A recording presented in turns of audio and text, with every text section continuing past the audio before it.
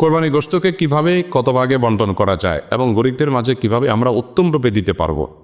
কোরবানি গোশত বন্টন নিয়ে আমাদের টেনশনের কোনো শেষ নাই, এত প্রশ্ন এ বিষয়ে আসে বলার মতো না।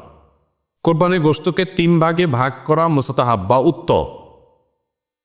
হুবহু 3 ভাগ না করে কেউ যদি 4 ভাগ করে বা 2 ভাগ করে বা একটু হেরফের করে তাতে কোরবানি অসুবিধা হবে না, কিন্তু উত্তম হলো এটা। আল্লাহ কোরআন কারীমে বলেছেন ফাতআইমু ফাকুলু মিনহা ওয়া আত'আমুল কানিআ ওয়াল মু'তার। আর যা বলেছেন ফাকুলু মিনহা ওয়া আত'আমুল কানিআ ওয়াল বাঈসাল ফাকিহ। এই যা বলেছেন ওয়াল বাঈসাল ফাকিহ, আর যা বলেছেন আল কানিআ ওয়াল মু'তার। সাকুরের 3টা শ্রেণী এখান থেকে পাওয়া যায়। নাম্বার 1, নিজের জন্য একটা অংশ রাখা, নিজের পরিবারের জন্য। আরেকটা অংশ হলো দরিদ্র অসহায় গরিব মানুষদেরকে, ফকিরদেরকে। আর আরেকটা অংশ হলো আপনার প্রতিবেশী আত্মীয় স্বজন যারা হয়তো মানুষের কাছে হাত পাততে পারে না, এরকম মানুষদের। 3 ভাগে 3টা ভাগ করে আপনি কোরবানি পশু বর্ধন করবেন। হুবহু 3 ভাগ না, একটু কম বেশি হলো, নিজে একটু কম রেখে বেশি দিলেন বা একটু বেশি রেখে কম দিলেন, তাতে কোরবানির অসুবিধা হবে না। আর গরিবদের মধ্যে বন্টন করার ক্ষেত্রে সবচেয়ে উত্তম হয়, বিশেষ করে আজকাল আমাদের সমাজে কিছু মানুষ আছে যারা মানুষের কাছে হাত পাততে পারে, তারা বাড়ি যে কোরবানি গোশত কালেকশন করে, তাদেরকে আপনি দিবেন। যারা চায় ভিখারি তাদেরকে ধমক দিবেন না, না দিতে পারলেও।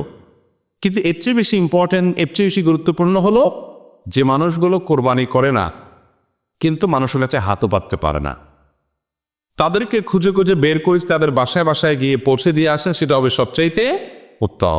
শহরে গ্রামে বিভিন্ন ক্ষেত্রে এরকম মানুষ পাবে, সম্ভ্রান্ত, খুব লাজুক, খুব ভদ্র ফ্যামিলি, তারা কষ্টে আছে। বিশেষ করে অনেক মানুষ দেখতে মনে হচ্ছে ফিটফাট ভালোই আছে, কিন্তু অনেকদিন চাকরি নাই, বেচারার ব্যবসা বাণিজ্য নাই, আয় ইনকাম নাই। এই মানুষগুলোকে খুঁজে খুঁজে তাদের বাসায় বসতে পৌঁছানো, এটা হলো সবচেয়ে জরুরি কাজ। এই জন্য এই কাজটা আমরা কোরবানিতে খুব বিশেষভাবে খেয়াল করবো, চেষ্টা করবো ইনশাআল্লাহ। বর্তমানে বাংলাদেশের নিয়ম অনুযায়ী বাহির থেকে 1 লক্ষ টাকা কেউ পাঠালে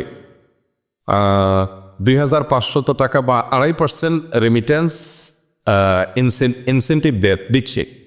এ অতিরিক্ত 2500 টাকা নেওয়া জায়েজ হবে কিনা, এ বিষয়ে আমরা এর আগে বারবার প্রশ্নের উত্তর দিয়েছি। এটা সম্পূর্ণ হালাল এবং জায়েজ, কোনো অসুবিধা নেই।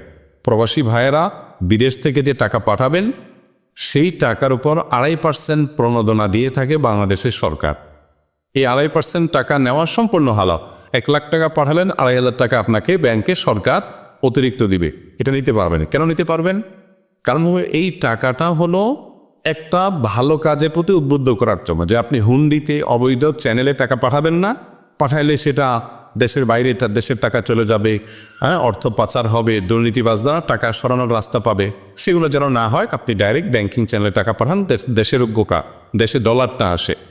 তো এই জন্য আপনি যাতে একটা ভালো কাজ করেন সেজন্য আপনাকে একটা প্রণোদনা দেওয়া হচ্ছে। আপনার যদি আমি বলি আপনি এই ভালো কাজটা করলে আপনাকে পুরস্কার দেব, এটা যেরকম হালাল, এই প্রণোদনাটা সেরকম হালাল। এটাকে কেউ সুদ মনে করেন, একেবারে অহিত কমূলক, এটা সুদ হওয়ার কোনো কারণ নাই। আমি দীর্ঘদিন মানসিক সমস্যায় জর্জরিত, আমার মেধাশক্তি খুবই দুর্বল, যে কারণে আমাকে লেখাপড়া বন্ধ করতে হয়েছে। এখন আমি কারিগরি কাজ শিখতে চাচ্ছি, কিন্তু সেটাও ভালোভাবে শিখতে পারছি না। আমাকে বারবার শিখাই দিলেও আমি শিখতে পারছি না, বুঝাই দিলেও আমি বুঝছি না, যে কারণে আমি কোনো চাকরি বা কাজ করতে পারছি না। অনেক ডাক্তারি পরীক্ষা নিরীক্ষা হেজামা রোকিয়া করার পরও কোনো ফল পাচ্ছে। এখন আমি কি করব? অনেক ক্ষেত্রে আমাদের মধ্যে হতাশা কাজ করে। 2 বার 4 বার 6 বার 8 বার কয়েকবার এরকম যখন আমি কোনো কাজ বেটে বলে করতে পারি না, তখন আমার মনে হয় না, আমার দ্বারা মনে হয় কিছু আর হবে না। অনেকে লেখে যে দেখেন আমি জীবনে কোনো কাজে সফল হই না, যেটা করতে চাই হয় তার উল্টাটা। তো আমি বলি, এই যে আপনি প্রশ্ন দিয়েছেন, অনেকেই তো প্রশ্ন দিচ্ছে, সবার প্রশ্নটাও আমি পড়তে পারি না, উত্তর দিতে পারি না। আপনার প্রশ্ন যে আমার পর্যন্ত আসছে, উত্তর দিতে পারছি, এটা একটা সাকসেস। আপনার জীবনে সাকসেস নাই কি বলছে? এরকম ডানে বামে তাকাইলে আপনি দেখবেন বহু সফলতা আপনার জীবনে আছে, কিন্তু শয়তান আপনাকে সবসময় কি করে? নিরাশ করে ফেলে। নাই, এটা একটা রোগ। আলহামদুলিল্লাহ, বহু মানুষের তুলনায় আল্লাহ তাআলা আপনাকে ভালো রাখছে। তো এটার প্রথম ট্রিটমেন্ট হলো পজিটিভ চিন্তা করা, নিজের মানসিক ট্রিটমেন্ট করা, যে আমি আসলে এতটা আমি পিছিয়ে নাই যতটা আমি নিজেকে মনে করিস। এটা হলো প্রথম ট্রিটমেন্ট।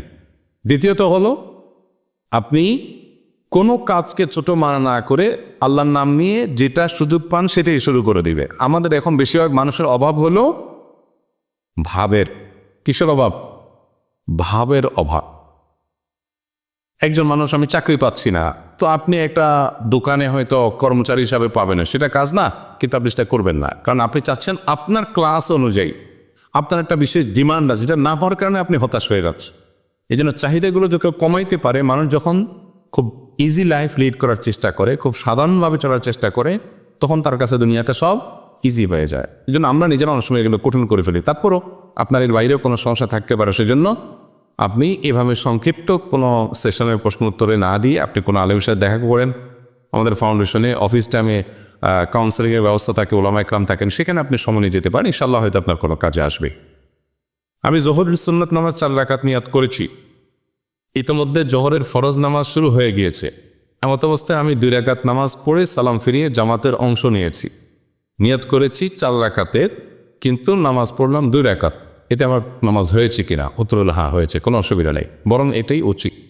ইদা অতিমাদুস সালাহ ফালা সালাতা ইল্লাল মাকতুবা, নবীজি সাল্লাল্লাহু আলাইহি ওয়াসাল্লাম বলেছেন, ফরজ নামাজের একামত যখন শুরু হবে তখন আর ফরজ আর কোনো নামাজ চলবে না। চলবে না মানে তখন আর কোনো নামাজ স্টার্ট করা উচিত না। এখন কেউ 4 রাকাত সুন্নতের নিয়ত করছে, 2 রাকাতের বৈঠকে একামত শুরু হয়ে গেছে, তখন সে সালাম ফিরে নামাজ শেষ করবে। নিয়ত করছে 4 রাকাত, পড়ছে কয় রাকাত? 2 রাকাত। প্রতি 2 রাকাত ফরজ নামাজের বাইরে সব নামাজগুলোতে প্রতি 2 রাকাতের পর একটা কি আসে? স্টেশন আছে, চাইলে সেখানে ক্লোজ করা যাবে, এর কারণে কোনো গুনাহ হবে না, সেজদা সাও দিতে হবে না। তবে 4 রাকাত সুন্নত আর আদায় হলো না, এটা আপনি ফরজের পরে 2 রাকাত সুন্নতের পরে সুযোগ থাকলে ওই 4 রাকাত সুন্নত আলাদা করে আপনার আদায় করা উচিত, সেটা ভিন্ন বিষয়, কিন্তু আপনার নামাজ হয়ে যাবে। আমার স্ত্রী মারা যাওয়ার পর আমার সম্পত্তি আপনার ফাউন্ডেশনকে দান করব, কিভাবে করব? প্রথম কথা হলো ধন্যবাদ, আপনি আসুনা ফাউন্ডেশনে আপনার সম্পত্তি দান করে যেতে চান। দ্বিতীয় কথা হলো, মানুষ মারা যাওয়ার পর তার সকল সম্পদ কোনো জায়গায় দান করা এটা উচিত না, উত্তম না। তাহলে কি করতে হবে?